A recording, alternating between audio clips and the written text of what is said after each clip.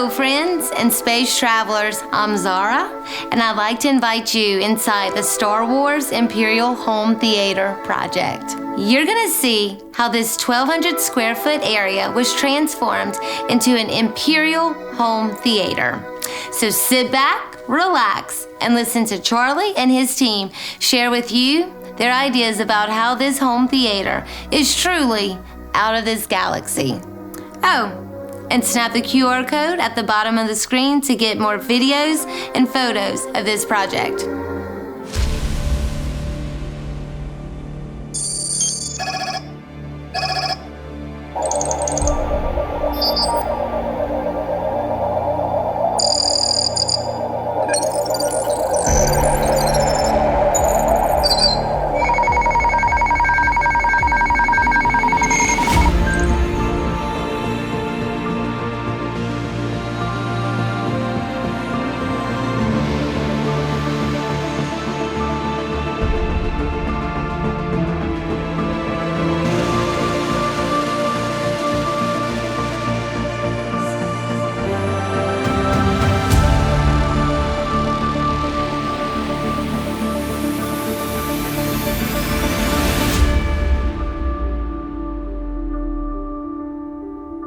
This whole journey began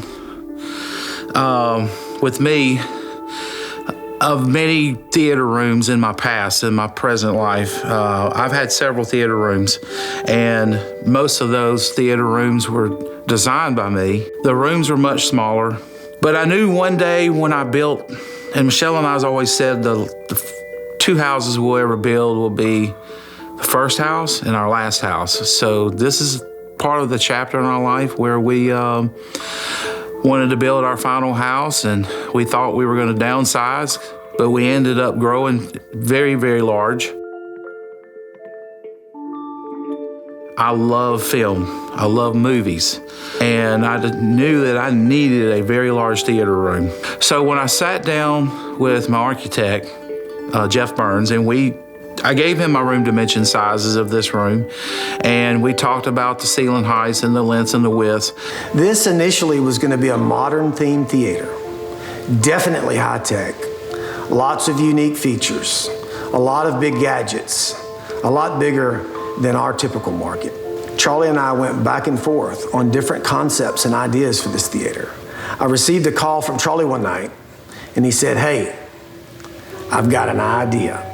And with Charlie, he's got lots of ideas, and we've always been able to work these out. He then tells me we're going to do a full themed Star Wars theater. I remember sitting there thinking to myself, now how in the world are we going to do that? I remember his first video rendering of the room with 3 levels, and the screen was very modern, very futuristic. And we went to Disney when it first opened in Anaheim on the Galaxy's Edge, and just being in that part of the park and walking through the element of the park and what the Imagineers pulled off was just mind-boggling. We were so impressed with it that my son and I were like, "Hey, maybe you ought to make your theater room Star Wars themed." And I said, "Chase, you're crazy. There's no way we can pull this off." That little moment is kind of what inspired the idea of, instead of just making a theater room where you just hang up all your memorabilia and just having this typical experience, what if we actually made it to where when a person walks in, you just kind of have that look on their face of like, oh, this is not what I thought it was. This actually looks like the interior space of like the Death Star, like a Star Destroyer. When Charlie first came to me with this project, I was real skeptical about if we could pull it off or not, and I didn't know much about Star Wars. But after a lot of research, and he showed me his designs and what they drew up and how the room was going to look, I was on board. Whenever we were first approaching the concept of designing the theater being based on a scene from Star Wars, the first thing that came to my mind was doing the hangar from the Death Star. That first scene from Episode 4, A New Hope, where you see the Millennium Falcon like flying in to the hangar and kind of having that first grand perspective, like the Imperial style that you see. that was kind of the first impression that popped into my head. I'm by no means an architect. I'm a graphic designer, so I went through and drafted everything up in Illustrator to get a more, like, just kind of put my mind into it and see, like, how could I visualize this space? Charlie pretty much sets up a workshop. He puts together a team of people. He begins to build mock-ups. I remember one day I came in and they were actually building the Emperor's chair from a small-scale model. And then at some point, panels started going up on the wall, and some made it and some didn't. And in the midst of that, he began realizing that MDF was a key component to the room, and so he started learning how to work with those materials, and then at some point, it just began to take shape. Charlie used multiple layers of MDF, MLV, packed cellulose. I remember seeing all these pieces. At times it would be overwhelming. After almost a year of site visits and being able to see the progress along the way, I was finally able to see what Charlie had in his head. And honestly, I was blown away. I'm a hands-on owner, and I'm here 8 hours a day. Some days it turns into 12 hours, and I've been in this theater room for over a year. I guess I could say first day walking in, it was overwhelming. Then we got it started, and as a few weeks goes on, and we get into all these different things, and it was like, what is really going to happen in here? I have very little carpentry skills. So I'm actually a cosmetologist. I've been a cosmetologist for 11 years. So it's a little different from carpentry work. Working with Charlie overall has been a great experience. It's been a learning experience for me. Charlie giving me measurements to figure out, and I figured them out, measuring out, and taking a pencil that had a little bit of too thick of a lead on it, he would always get on to me. Precision, precision, precision is what was always driven in my head. And that's what will stick with me for now on. Being that it was a theater room, we couldn't have a lot of gloss or reflections or anything because it would wash out the screen with reflections off of the glossy paint or semi-gloss paints. And we come up with the idea to use a dead flat, clear gloss for faux finishing that you could put over an acrylic product. The first time I walked into this room when Dale shot this whole room in gray, I walked in and I'm like, wow, this is incredible. I actually felt chills going up my spine. Like, I've been looking for 9 months, I've been looking at MDF, this brown color, and it's gray. Oh my goodness.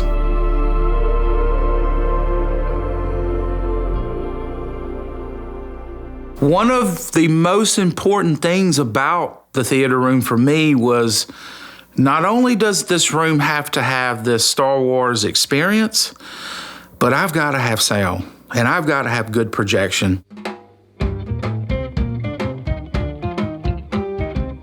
So this theater has been one that I've been following for many months. As soon as I came on board and I had acquired Atlanta Home Theater, I had heard about this project that we were in the middle of. One of the engineers that works for me, he came to me and said, "Hey, Alex, listen, there is this theater that we have been working on that you have got to see."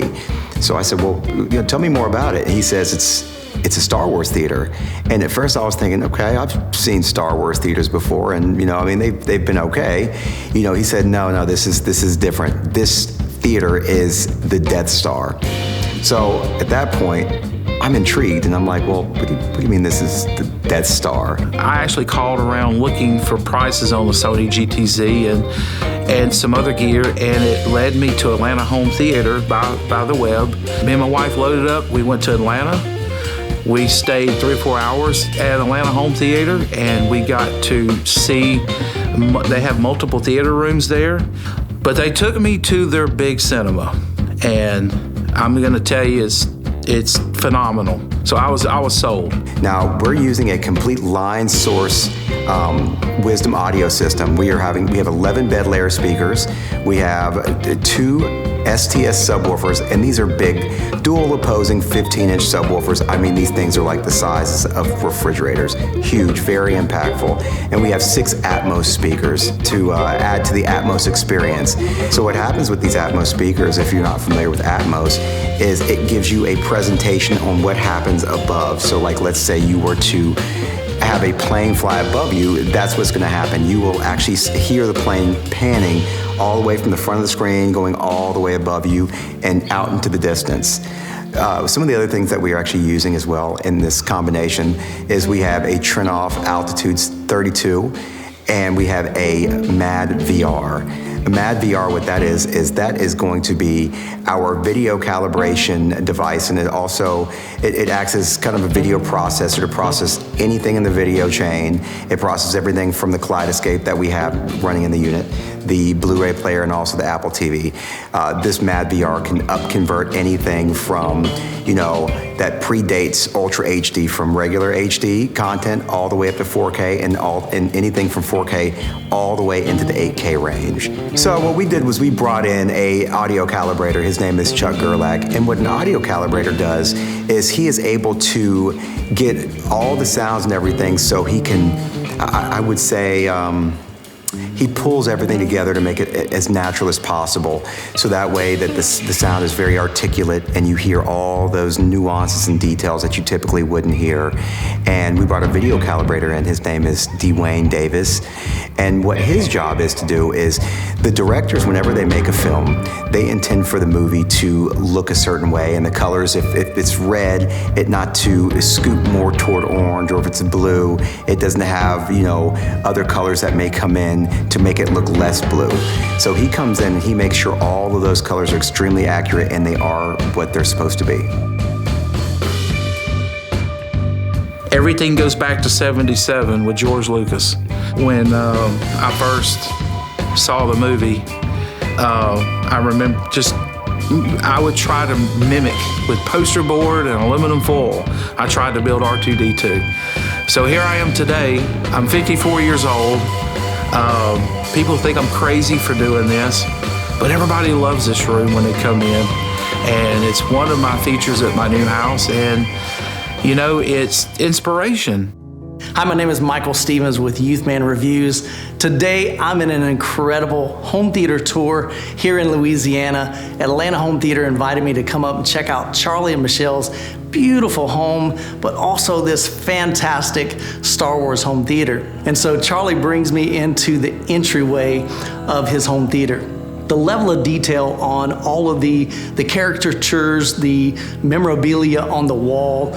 We've got these beautiful heads over here on the right with awesome accent lighting on the bottom. And I also love the fact you can actually see some of the controls on the wall being lit up by LEDs. And so you get that kind of tech side of it, but it really ties into the whole Star Wars theme.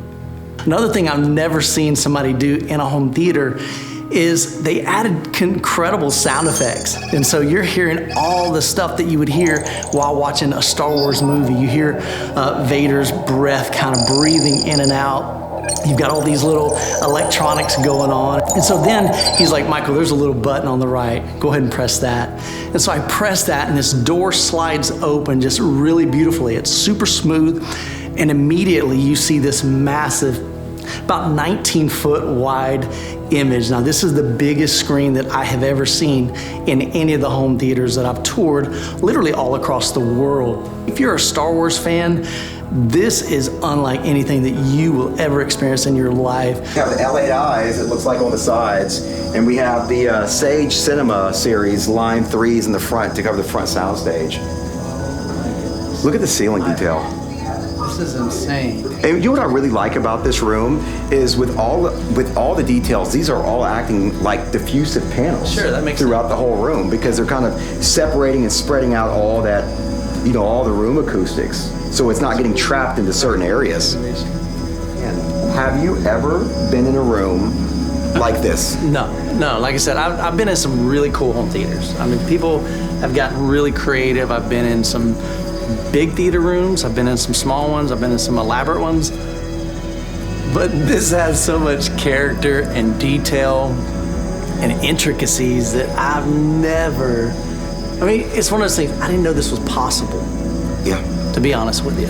I would put up that this is one of the best theaters on the planet. Period. I might challenge that. Okay. This might be the best home theater in the galaxy.